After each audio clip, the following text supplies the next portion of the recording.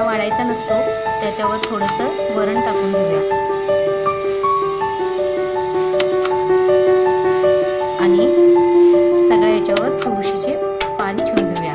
Shri Swami Samarth. Jai Jai Swami Samarth. Shri Swami Samarth. Jai Jai Swami Samarth. Shri Swami Samarth. Jai Jai Swami Samarth.